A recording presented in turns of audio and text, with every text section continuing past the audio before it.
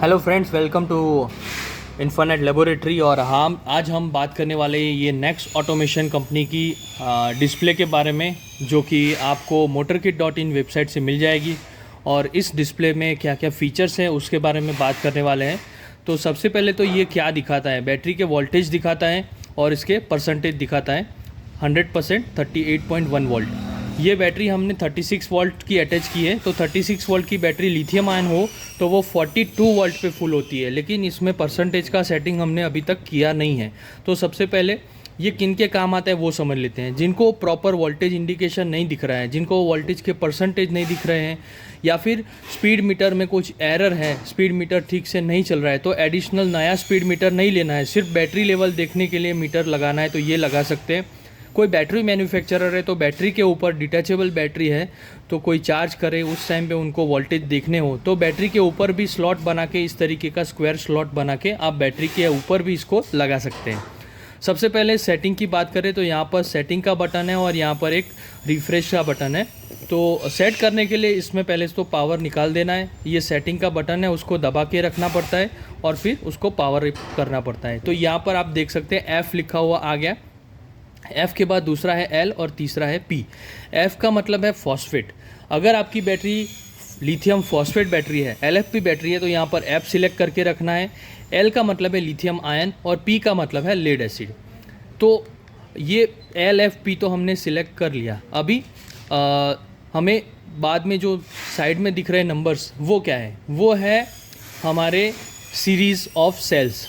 तो समझ लीजिए कि लिथियम आयन बैटरी है, ये 36 वोल्ट की है, तो 10 की सीरीज़ से बनती है, 10 सेल की सीरीज़ से बनती है। तो उसके लिए यहाँ पर 10 सिलेक्ट करना है। अगर लेड एसिड बैटरी है और आपने 48 वोल्ट के लिए 4 बैटरी लगाई हुई है, तो यहाँ पर लेड एसिड के लिए P सिलेक्ट करना है और साइड में जो नंबर है वहाँ पर 4 सिलेक्ट करना है, क्योंकि उसमें 12-12 वोल्ट की 4 बैटरी लगती है। तो अब देखिए आप, इसमें परसेंटेज जो 100 दिखा रहा था वो अभी 63 हो गया और यहाँ पर 38.1 वोल्ट दिखा रहा है। तो वोल्टेज तो आपको सही दिखाएगा, लेकिन परसेंटेज सेट करने के लिए इसका सेटिंग करना पड़ता है, जो हमने कर दिया। मैं एक बार फिर से आपको दिखा देता हूँ। सेटिंग का बटन दबा के रखना है और फिर उसको पावर लगाना है। ये पावर ऑन किया, एल सिलेक्ट है, ठीक है। चलिए हम फॉस्फेट के हिसाब से भी देख सकते हैं। फॉस्फेट बैटरी है अगर, तो उसमें 48 वोल्ट की बैटरी है अगर आप, और वो आपने 16 सीरीज़ से बनाई हुई, तो उसके हिसाब से यहाँ पर 16 सेलेक्ट करना पड़ेगा। तो एफ़ और फिर 16, ठीक है। अगर आपकी बैटरी लिथियम फॉस्फेट है और आपने 17 की सीरीज़ से बनाई है, तो यहाँ पर 17 सीरीज़ सिलेक्ट करना है। इसमें पैरेलल से कोई लेना देना नहीं है, आपको सिर्फ सीरीज़ के सेल्स डिसाइड करने हैं। तो फॉस्फेट और 17 सेल की सीरीज़। चलिए लेड एसिड के हिसाब से देखते हैं। अगर 36 वोल्ट की बैटरी है तो 12-12 वोल्ट की 3 बैटरी इकट्ठा करते हैं हम लोग। तो उसके लिए क्या करना पड़ेगा हमें, देखिए इसमें परसेंटेज 0 हो गया, क्योंकि हमने इसमें F और 16 सिलेक्ट किया हुआ था। देखिए अभी इसको लेड एसिड के हिसाब से सिलेक्ट करते हैं।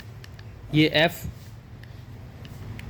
ये P सिलेक्ट करना था हमें, तो P सिलेक्ट करने के लिए सेटिंग का बटन दबा के रखना है, उसको पावर लगाना है, फिर यहाँ पर P के पीछे यहाँ पर जो नंबर्स हैं उसमें हम 3 सिलेक्ट करते हैं, क्योंकि 36 वोल्ट में 12-12 वोल्ट की 3 बैटरी लगेगी।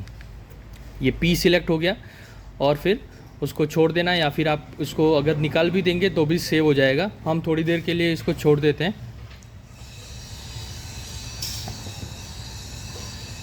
ठीक है। तो कुछ सेकंड के बाद ये ऑटोमेटिकली रिफ़्रेश हो जाएगा और ऑटोमेटिकली ये उसके परसेंटेज सेट हो जाएंगे। ये 85% दिखा रहा है और 38.1 वोल्ट है, ठीक है, आप देख सकते हैं। तो ये लेड एसिड के हिसाब से हमने सेट कर दिया। लेड एसिड में ये 85% है, अगर अब हमारा 38 वोल्ट है तो उस हिसाब से इसका पूरा सेटिंग रहता है। बाकी जैसे हमें ये बटन दबा के इसको परसेंटेज और वोल्टेज चेक करने पड़ रहे हैं, उसका भी एक अलग से सेटिंग है कि बाय डिफ़ॉल्ट इसको अगर हम लोग ब्लिंक करवाना चाहते हैं वोल्टेज और परसेंटेज दोनों को, तो वो कैसे करते हैं, तो उसके लिए पूरा अलग से सेटिंग है। हमने ये सेटिंग मेन्यू में जाने के लिए सेटिंग का बटन दबाया और फिर इसको पावर अप किया। बटन मेरे हाथ से छूट जा रहा है बार बार, ठीक है। और फिर ये रिफ़्रेश का बटन है वो दबा के रखना है। रीसेट का बटन है मेरे ख्याल से, पहले इसको LFP में से कोई एक सिलेक्ट कर लेते हैं। चलिए ये 3 सिलेक्ट कर लिया। अब हमें ये रीसेट का बटन होल्ड करके रखना है जी। अब ये S और 1 आ गया है। S1 का मतलब है सेटिंग नंबर 1। उसको जब ऑन करेंगे तो यहाँ पर ब्लैक कलर की लाइट है वो ऑन हो जाएगी। वो फर्स्ट नंबर की लाइट है, मतलब कि सेटिंग नंबर 1 हमने ऑन किया तो वो लाइट हमने ऑन कर दी। सेकंड नंबर है वो दूसरी लाइट है, मतलब कि यहाँ पर लाइन नंबर 2 है वो ऑन ऑफ हो रही है। लाइन नंबर 3 है वो बैकलाइट के लिए है। अगर हमको इसको बैकलाइट यूज़ नहीं करना है, मतलब कि इसको ब्लैंक रखना है, ये बिना बैकलाइट के भी दिख रहा है आपको, इनफ इसके अंदर है वो मतलब एलसीडी इतनी इनफ पावरफुल है कि इसको लाइट के बिना भी देख सके। फिर भी हम लोग S3 को ऑन रखेंगे। उस तरीके से S4 है, S5 है, वो सारे सेटिंग्स ऑन ऑफ करने के लिए पूरा सिस्टम है। अगर हम 1 को ऑन करते हैं तो ये वोल्टेज को ब्लिंक करवाता है, परसेंटेज और दोनों चीज़ें हमें दिखती रहेगी। तो देखिए 38 volt and 85%, 38 volt 85% automatically blink हो रहा है।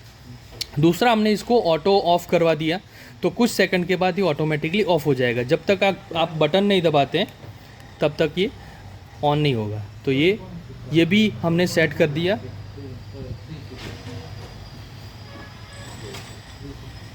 ठीक है, ऑटो ऑफ है S2 में, सेटिंग नंबर 2 में वो है। S3 में हमारा बैकलाइट का सेटिंग है, तो वो पूरा सेटिंग का भी मैनुअल आपको मिलेगा। ये डिस्प्ले की कीमत और इसके बारे में ज़्यादा जानकारी के लिए आप हमें कांटेक्ट कर सकते हैं, और ऐसे ही मज़ेदार और इन्फॉर्मेटिव वीडियो के लिए हमारे चैनल को सब्सक्राइब कर दीजिए, ताकि इलेक्ट्रिक व्हीकल के बारे में आप सबसे आगे रहें और आपकी नॉलेज काफ़ी बढ़ती रहे। थैंक यू दोस्तों, थैंक यू सो मच।